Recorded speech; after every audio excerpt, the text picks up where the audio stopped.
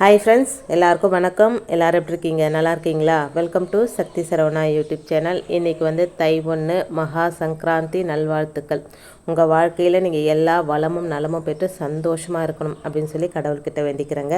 இன்றைக்கி புது பானையில் பொங்கல். இந்த திசையில் பொங்கல் பொங்கினா உங்களுக்கு பதவி உயர்வு செக் பண்ணுங்கள். புது பானையில் புத்தரிசிட்டு வெல்லம் போட்டு பால் ஊற்றி செய்ய பொங்கலோட ருசியே தனிதாங்க.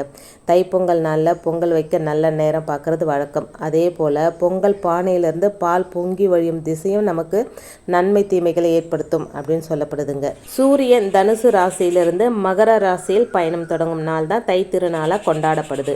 சூரியனின் வடதிசை தொடங்கும் காலமே உத்தராயண புண்ணிய காலம்.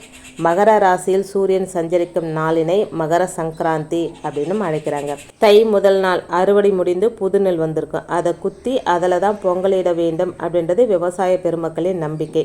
நம்ம வாழ்க்கையில் வளம், செழிப்பு, மகிழ்ச்சி, ஆனந்தம் இது எல்லா நன்மைகளும் எல்லோருடைய உள்ளத்திலும் இல்லத்திலும் பொங்க வேண்டும் அப்படின்ற சிந்தனையை தரும் விழாவாக தாங்க இந்த பொங்கல் அமைஞ்சிருக்கு.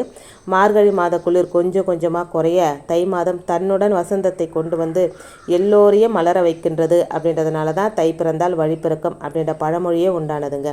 பொங்கல் பானையில் கழுத்து பகுதியில் மாவளை கட்டி விபூதி பூச்சிகளும் சந்தனம், குங்குமம் ஆகியவற்றால் பொட்டு வைத்தும் அலங்கரிப்பாங்க. தண்ணீரும் பாலும் சேர்த்து பொங்கல் பானையை நிரப்பி அடுப்பில் ஏற்றி பானையில் உள்ள பாலும் நீரும் சூடாகி நுரைத்து பொங்கும்போது பொங்கலோ பொங்கல் பொங்கலோ பொங்கல் அப்படின்னு சூரியனை பார்த்து வணங்கி நன்றி தெரிவிப்பது நமது பண்பாடு.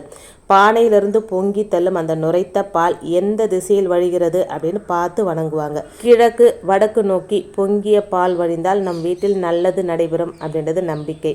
பொங்கல் பானையிலிருந்து பொங்கும் பால் கிழக்கு திசையில் பொங்கி வழிந்தால் நாம் நினைத்த காரியம் நல்லபடியாக நிறைவேறும் அப்படின்றதும் நம்பிக்கைங்க. வீடு, வண்டி, வாகனம், வீட்டுக்கு தேவையான ஏதாவது பொருட்கள் வாங்க திட்டமிட்டு இருந்தால் அதனை வாங்கி மகிழ்வீர்கள். நகை, பணம் அதிகம் சேரும் அப்படின்றதும் நம்பிக்கைங்க. பொங்கல் பானையிலிருந்து பொங்கும் பால் மேற்கு பக்கத்தில் பொங்கி வழிந்தால் சுப நிகழ்ச்சிகள் உண்டாகும். இந்த வருஷத்தில் மங்கள நிகழ்ச்சிகள் நடக்கும். குழந்தை பாக்கியம் கிட்டும். வருமானம் அதிகரிப்பதோடு கூடவே சுப செலவுகளும் கொஞ்சம் அதிகமாகவே இருக்கும் அப்படின்னு சொல்லப்படுதுங்க.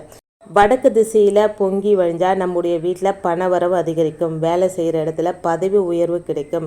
வீட்டில் பிள்ளைகளுக்கு நல்ல இடத்துல வேலை கிடைக்கும். பூர்வீக சொத்து சம்பந்தமான பேச்சுகள் சுமூகமான முடிவு கோரும். நீண்ட நாட்களுக்கு முன்பு கடனாக கொடுத்த பணம் எந்த தடங்களும் இன்றி உங்கள் கைக்கு வந்து சேரும். தெற்கு திசை பொங்கல் தெற்கு திசையில் பொங்கி வழிந்தால் சுப காரியங்களில் கொஞ்சம் தாமதம் ஏற்படும். அந்த வருஷம் முழுவதும் மருத்துவ செலவுகள் அதிகரிக்கும். உடல்நிலையில் அதிக சோர்வு காணப்படும். எனவே உடல் நலத்தில் கூடுதல் கவனம் தேவை அப்படின்னு நம்முடைய முன்னோர்கள் சொல்லியிருக்காங்க. பொங்கல் பொங்கி வரும்போது பொங்கலோ பொங்கல் பொங்கலோ பொங்கல் அப்படின்னு சொல்லி வீட்டில் இருக்கிற எல்லாரும் ஆராவாரம் செய்து மங்கள ஒளியாக குலவையிட்டு பானையில் அரிசியும் பாலையும் போட்டு மகிழ்ச்சி பொங்கி ததும்பும் விழா பொங்கல் விழா. சங்க காலத்தில் அறுவடை காலத்தில் நல்ல மழை பொழியவும் நாடு செழிக்கவும் வீடு செழிக்கவும் பெண்கள் நோன்பு கடைபிடிச்சாங்க. தை முதல் நாளில் இந்த நோன்பு முடிப்பாங்க. மகாலட்சுமி வரும் நாள். நல்ல விளைச்சல் கொடுத்தமைக்கு பூமி, சூரியன் உதவிய கால்நடை போன்றவிற்கு நன்றி தெரிவிக்கும் விதமாக சர்க்கரை பொங்கல் படைத்து வழிபட்டாங்க. இதுவே நாளடைவில் 3 தினங்கள் கொண்டாடும் பொங்கல் கொண்டாட்டமாக மாறியது. பொங்கல் நாளில் அன்னை மகாலட்சுமி வீட்டுக்கு வரும் நாள் அப்படின்ற நம்பிக்கை இருக்குங்க. நம் வீட்டுக்கு வரும் மகாலட்சுமி தாயை தங்க வைப்பதற்காக வீட்டை விட்டு எதையுமே வெளியேற்றக்கூடாது அப்படின்ற ஐதீகமும் இருக்குங்க. தைப்பொங்கல் அன்னைக்கு கண்டிப்பாக வீட்டில் குத்து விளக்கு ஏற்றி வழிபாடு செய்யணுங்க. 5 முகங்கள் கொண்ட குத்து விளக்கில் 5 பஞ்சு திரி போட்டு நல்லெண்ணெய் அப்படி இல்லைன்னா நெய் ஊற்றி தீபம் ஏற்றணுங்க.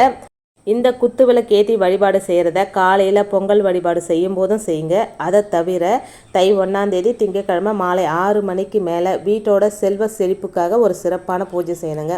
அதுக்கு ஒரு குத்து விளக்கு காலையில் ஏற்றின விளக்கே கூட ஒரு விளக்கு எடுத்துக்கோங்க. அந்த விளக்குக்கு மல்லிப்பூ கிடச்சதுன்னா அதை சுற்றி அலங்காரம் பண்ணிக்கோங்க. ஒரு அம்மன் மாதிரி மகாலட்சுமி தாயார் மாதிரி அலங்காரம் பண்ணிக்கோங்க. உங்களால் எவ்வளோ அழகாக அலங்காரம் பண்ணிக்க முடியுமோ அது மாதிரி பண்ணிக்கோங்க. மல்லி வாசம் மகாலட்சுமியை வசியம் செய்வோம் அப்படின்னு சொல்லுவாங்க. மல்லி கிடைச்சா உங்களுக்கு அதிர்ஷ்டம் தாங்க. இங்கே மல்லிப்பூ கிடைக்கலங்க. 108 மல்லிகைப்பூ கணக்கு வச்சுக்கோங்க. ஒருவேளை உங்களுக்கு மல்லிப்பூ கிடைக்கல அப்படின்னா தாமரை இதழ்களால் கூட அர்ச்சனை பண்ணிக்கோங்க. ஒவ்வொரு பூவாக எடுத்து இந்த குத்து விளக்கு மேலே போட்டு ஓம் ஸ்ரீ மகாலட்சுமி தாயே வருக வருக அப்படின்ற மந்திரத்தை சொல்லி மகாலட்சுமி வழிபாடு செய்யணுங்க. எல்லாருடைய மனசும் சந்தோஷமாக இருக்கக்கூடிய நாள் இது. குத்து விளக்கு, மல்லிகைப்பூ அர்ச்சனை செய்வது உங்கள் குடும்பத்திற்கு நிறைவான சுபிக்ஷத்தை கொடுக்குங்க.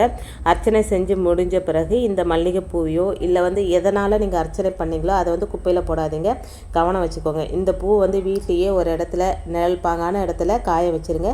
நீங்கள் சாம்பிராணி தூபம் போடும்போது அதில் அந்த சாம்பிராணி தூபத்தில் இந்த பூவை போட்டு வீடு ஃபுல்லாக காட்டுங்க. நம்ம வீட்டில் எப்போவுமே பாசிட்டிவ் எனர்ஜி வீடு ஃபுல்லாக இருக்குங்க. இன்றைக்கி வீடியோவில் நான் சொன்ன விஷயங்கள் உங்களுக்கு பிடிச்சிருந்ததுன்னா ப்ளீஸ் சேனலுக்கு சப்ஸ்கிரைப் பண்ணி சப்போர்ட் பண்ணுங்கள். தேங்க்ஸ் ஃபார் வாட்சிங் ஃப்ரெண்ட்ஸ்.